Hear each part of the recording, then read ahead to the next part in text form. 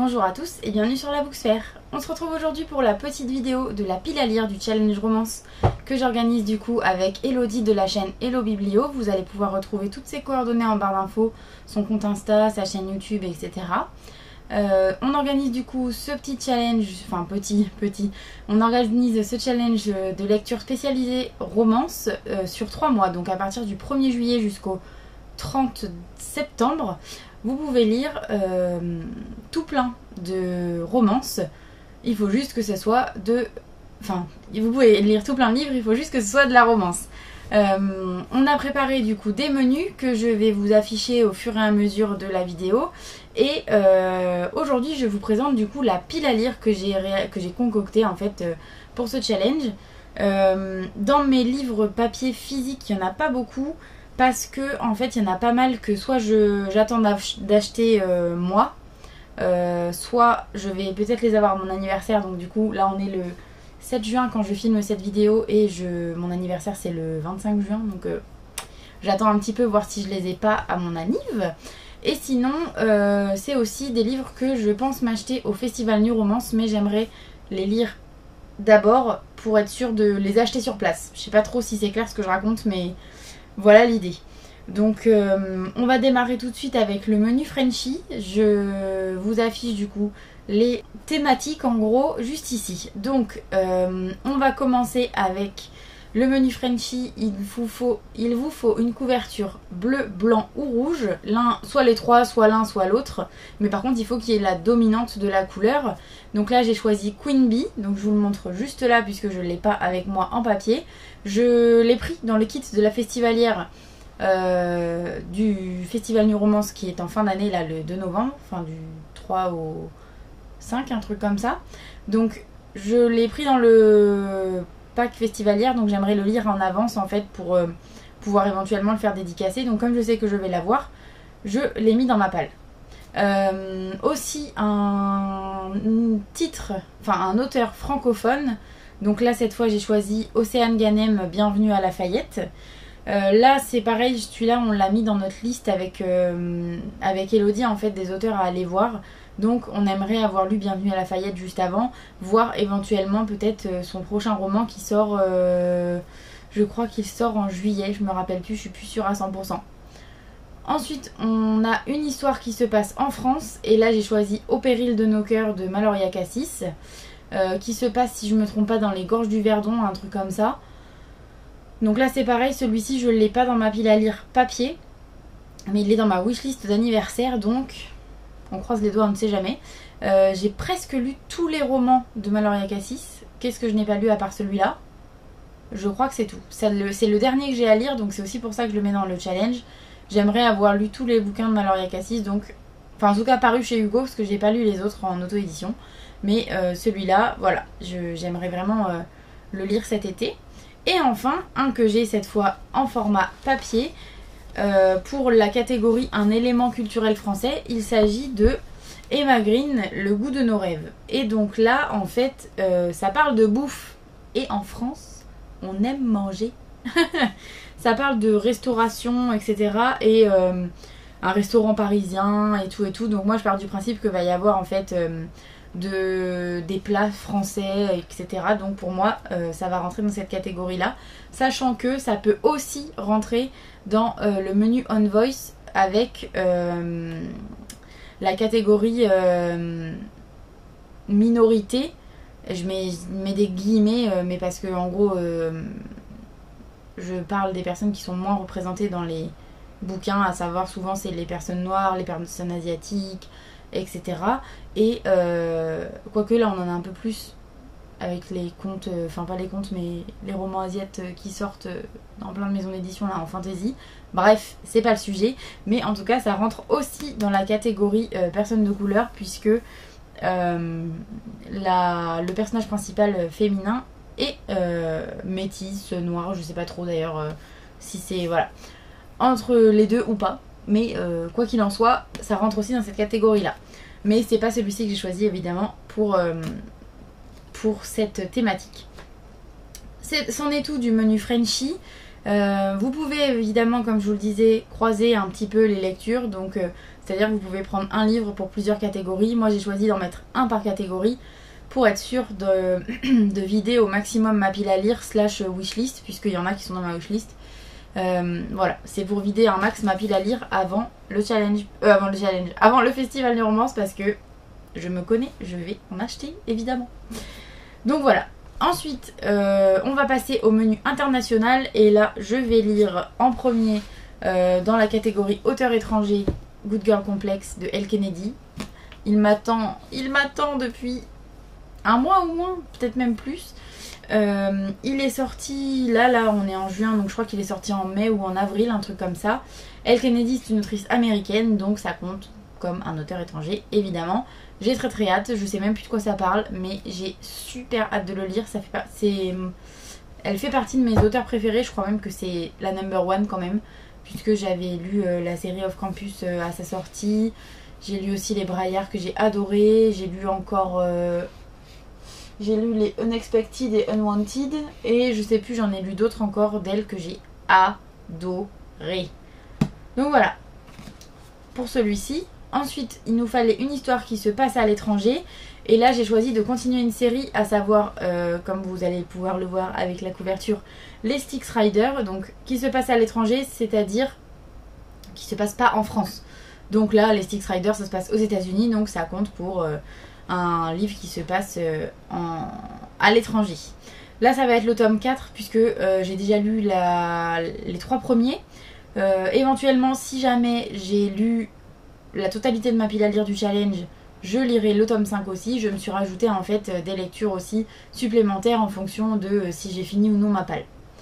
Ensuite, l'autre thématique, c'est les livres en VO. Et là, par contre, je me suis laissé plusieurs possibilités. Soit je vais tenter Zodiac Academy, comme vous pouvez le voir juste ici. Je pense que je l'achèterai sur Amazon au moment où je voudrais le lire. Je vais voir.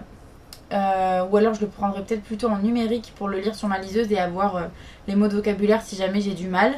Donc j'ai mis Zodiac Academy de je sais plus les noms, je vous les affiche de toute façon à l'écran. Et j'ai aussi mis la série High Court de Eden O'Neill. C'est en fait une série où il y a plusieurs arcs différents. Donc il y a High Court et après je sais plus les autres. Et dans chaque en fait il y a 3 ou 4 romans. Donc comme elle va être à la Rare de Paris en 2024 et que j'arrête pas de voir ses bouquins partout sur Insta, ça m'a donné trop envie, donc je les ai notés en fait dans les livres à lire en VO pour ce challenge.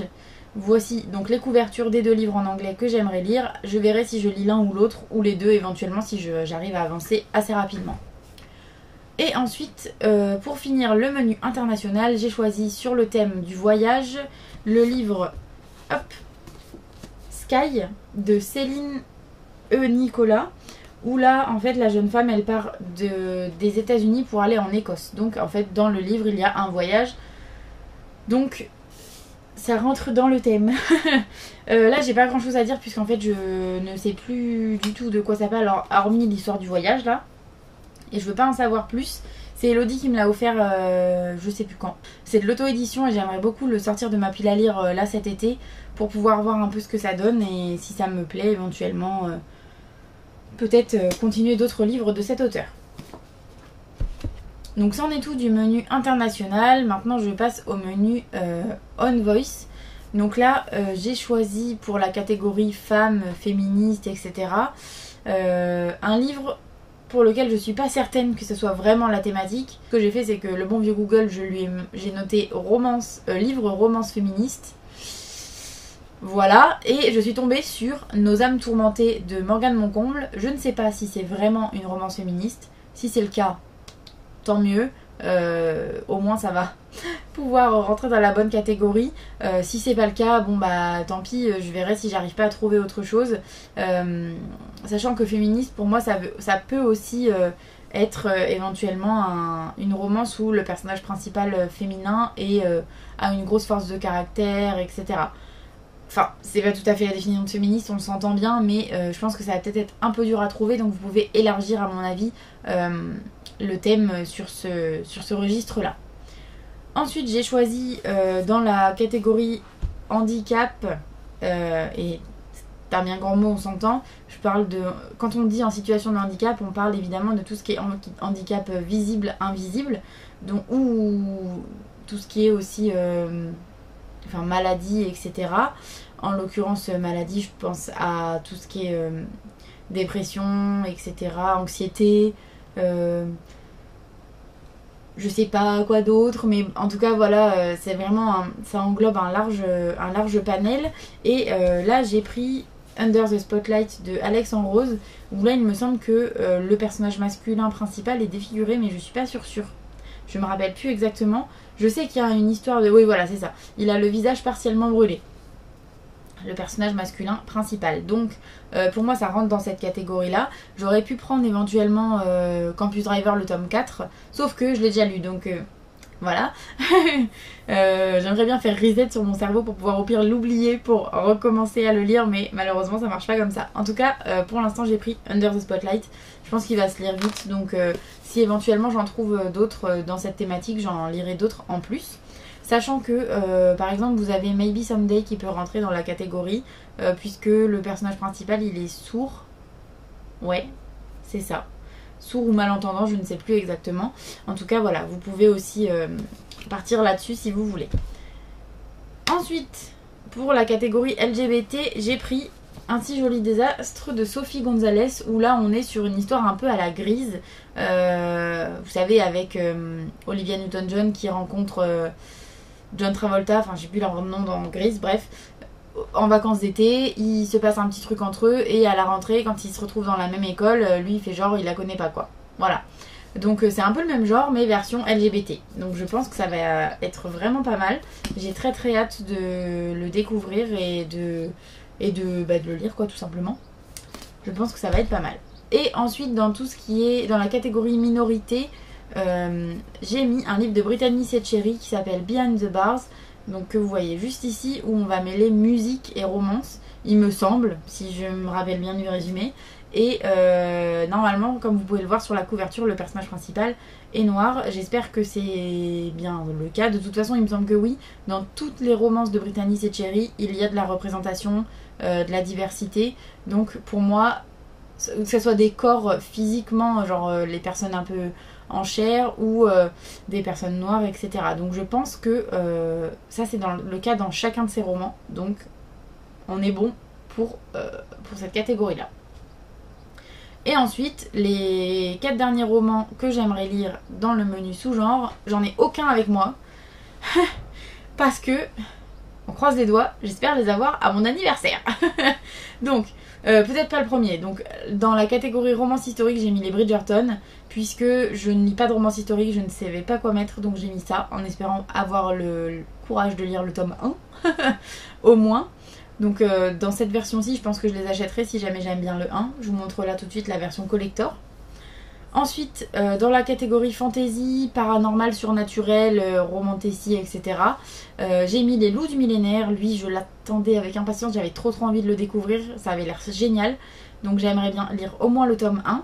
Que j'aimerais avoir mon anniversaire aussi. Bon voilà, on peut toujours rêver. Donc éventuellement, je vais le mettre dans ma pile à lire du challenge pour être sûre de le lire avant la fin de l'année. Et aussi, j'aimerais lire le tome 3 donc de la saga d'Oren. Il s'agit de Glim, il me semble. Donc là, c'est pareil, je me suis laissé la possibilité d'en lire un ou deux en fonction de si j'y arrive à lire toute ma palle ou non. Après ça, j'ai noté pour la catégorie science-fiction le livre The Perfect Love. Alors je sais que c'est pas de la science-fiction, c'est plus de la dystopie.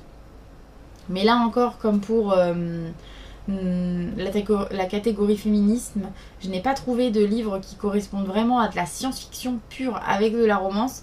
Comme j'en ai pas trouvé, j'ai demandé à Google tout simplement, et il m'a sorti énormément de romances dystopiques. Enfin de romances dystopiques, de dystopie ado, young adulte avec de la romance dedans, des petites touches par-ci par-là.